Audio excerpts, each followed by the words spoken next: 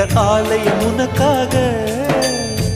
வானில் ஒரு புயல் மழை வந்தால் அழகே என்னை எங்கனம் காப்பாய். கண்ணே உன்னை என் கண்ணில் வைத்து இமைகள் எனும் கதவுகள் அடைப்பேன். சத்தியமாகுமா?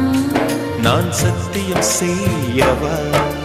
தொடு தொடுவெனவே வானவில் என்னை தூரத்தில் அழைக்கின்ற நேரம். உவா